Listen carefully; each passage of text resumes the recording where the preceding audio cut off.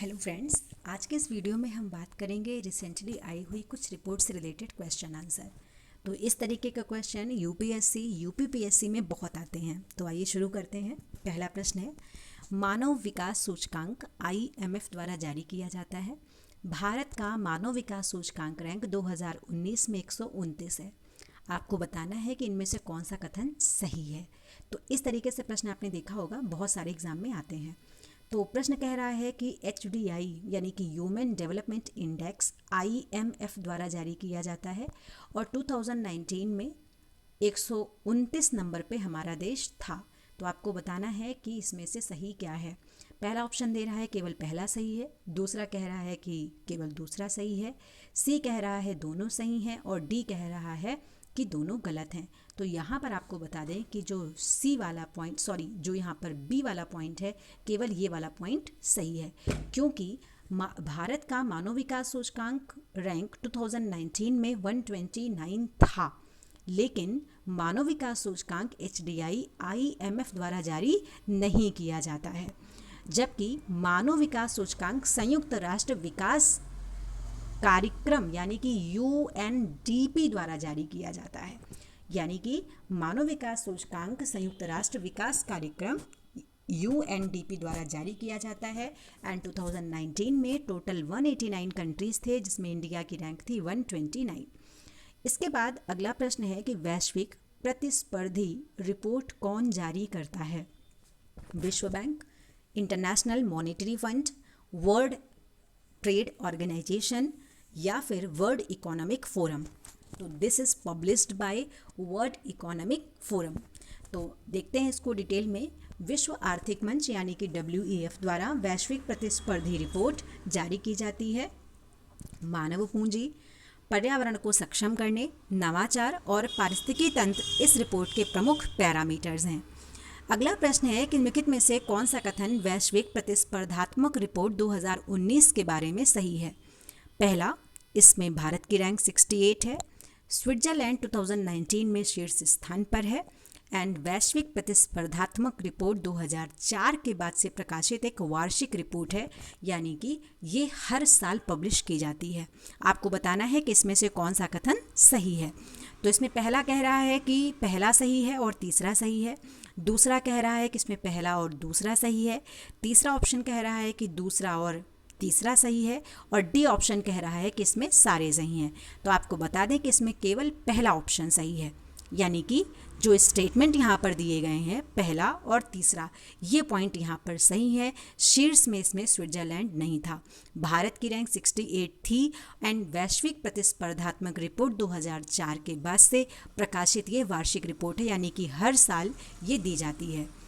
तो इसके बारे में आपको बता दें कि टॉप पर स्विट्जरलैंड नहीं था, जबकि टॉप पर यहाँ पर जो कंट्री था उसका नाम है सिंगापुर। फिर अगला क्वेश्चन है कि ग्लोबल जेंडर गैप रिपोर्ट कौन जारी करता है?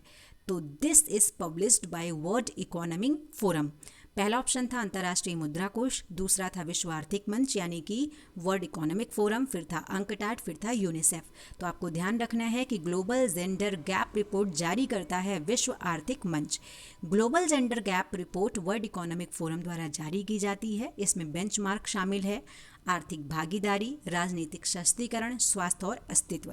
यानी कि इसमें महिलाओं से संबंधित कुछ मुद्दों को रखा जाता है कि उस देश की आर्थिक भागीदारी में महिलाओं का कितना रोल है, वहाँ की पॉलिटिक्स में महिलाओं का कितना रोल है, महिलाओं का स्वास्थ्य कैसा है, वहाँ पर अस्मिता से रिलेटेड क्या व्यवस्थाएं हैं।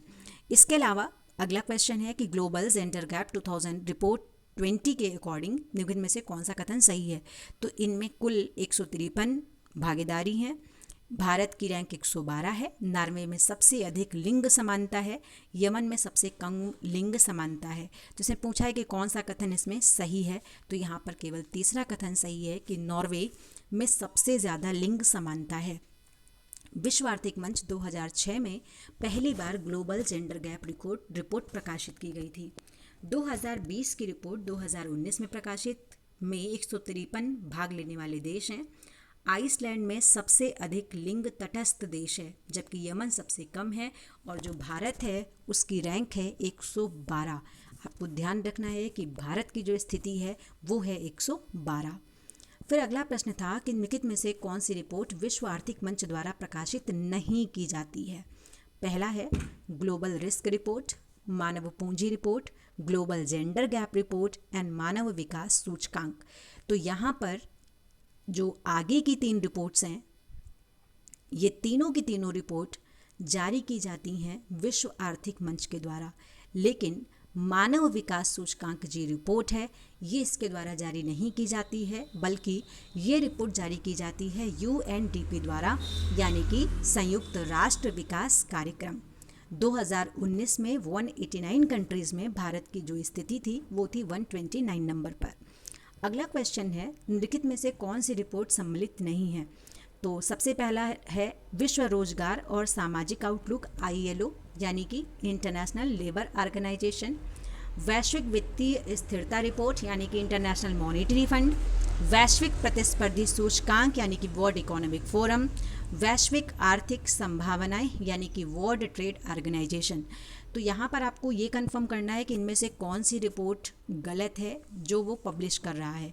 तो यहाँ पर आपको ध्यान रखना है कि यहाँ पर जो D ऑप्शन है वो गलत है।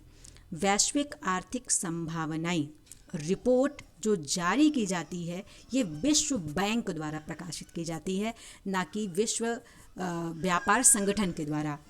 ये रिपोर्ट अर्थव्यवस्थाओं के लिए GDP विकास दर की भविष्यवाणी करती है। अगला क्वेश्चन है भारत में मानव विकास सूचकांक तैयार करने के लिए निम्नलिखित में से किस पैरामीटर का प्रयोग नहीं किया जाता है। कई बार ये प्रश्न पूछा गया है। मानव विकास सूचकांक तैयार करने में जीवन प्रत्याशा यानी कि लाइफ एक्सपेक्टेंसी देखा जाता है, पर कैपिटा इनकम देखा जाता है, एजुकेशन देखा जाता है, लेकिन देश की पर्यावरण की स्थिति को देखा नहीं जाता है।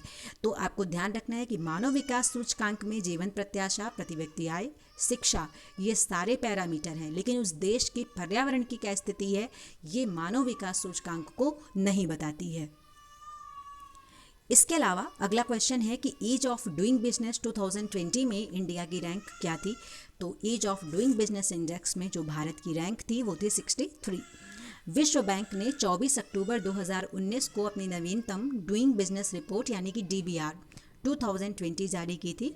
इस रिपोर्ट में भारत की रैंक 190 देशों में से 63 थी, जबकि 2019 में भारत की रैंक थी 77। इसके बाद लास्ट क्वेश्चन है global social mobility index report कौन पब्लिश करता है। तो this is published by world economic forum. तो इसके बारे में बता दें कि ग्लोबल सोशल मोबिलिटी इंडेक्स विश्व आर्थिक मंच द्वारा तैयार किया गया एक सूचकांक है। वर्ष 2020 में इसकी पहली रिपोर्ट प्रकाशित हुई थी जिसमें 82 देश थे। शीर्ष स्थान पर डेनमार्क था और भारत की स्थिति इसमें 76 थी।